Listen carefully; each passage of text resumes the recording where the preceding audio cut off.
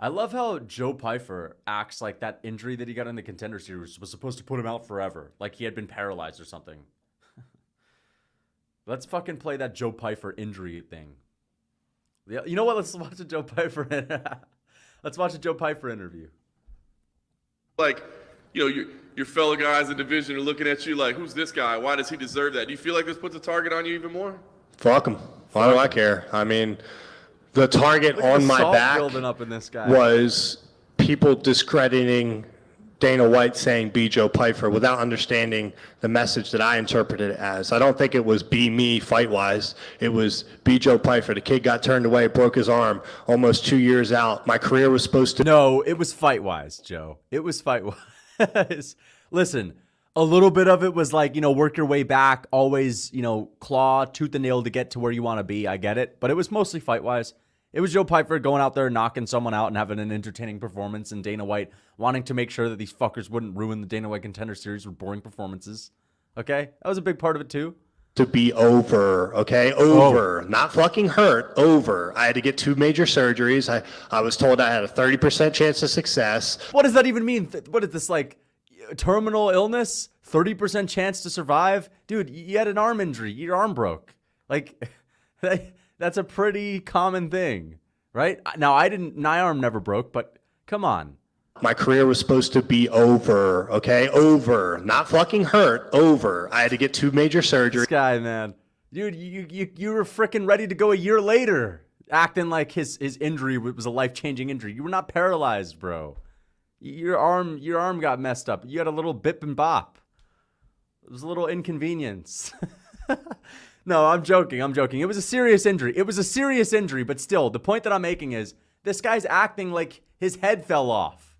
He's acting like his legs no longer were there. And he's like in the UFC. He's the first UFC wheelchair guy. No, your arm broke, and that is something you can 100% recover from, and you're back. They just try to latch onto your nutsack like a bunch of fucking leeches just to talk about you. And it's like, then you got all these people that come into your life, like how many messages I got on my phone and people pretending like they've always known I would be here and whatnot. Listen, if you didn't believe, don't try to hop on because I don't want you on the team. I got my inner circle. I'm good. That's my rant for the day. And there's one fucking nerd out here that does media. And he said I always have a bad attitude, so I would love to smack that dude in his fucking face. Nah. Bro, you have no idea his fucking face. Bro, you have no idea how frustrating. See, that wasn't a Joe PYFER. See, Joe PYFER didn't laugh. The whole room laughed. Joe PYFER didn't laugh. Bro, he's fucking angry, dude. Joe PYFER's mad. Love Joe PYFER. Joe PYFER's my favorite fighter, guys. He is literally one of the most entertaining fighter when he gets going at a press conference. No one does it quite like Joe. No one does it quite like Joe. All right? This guy is always going to be a legend. What do you think about Pereira breaking Ngannou's punch power record? It's just a meaningless record, honestly. Like, that machine is just total bullshit. It means nothing to me. It's certainly not measuring knockout power. If Joe PYFER's scoring 500K, where are the KOs from PYFER? That's my question. Where are all the KOs? PYFER posted a video of him picking Hill right after Pereira broke his punch record. That's hilarious, bro. Yeah, PYFER's legitimately the type of guy to be angry at someone breaking his punch record. He was pissed that people were trying to discredit him with the punch record. Like, he was pissed that he wasn't in the real world record book. He wanted to be given the full credit. Which I understand. I get it. But still, you don't have that anymore. Pereira hits harder.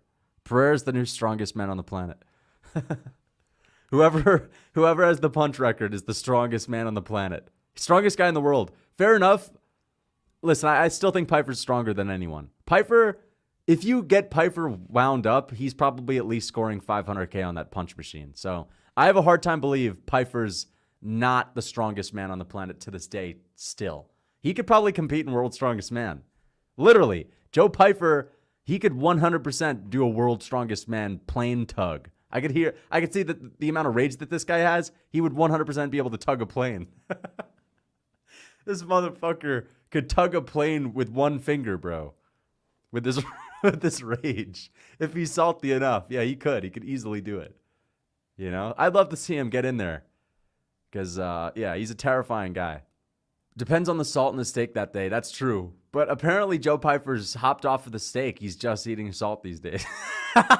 Joe Pyfer just straight up chugs salt in the morning. He just has salt in his fridge. It's just blocks of salt. Dude, Joe Pyfer is a fucking salty man.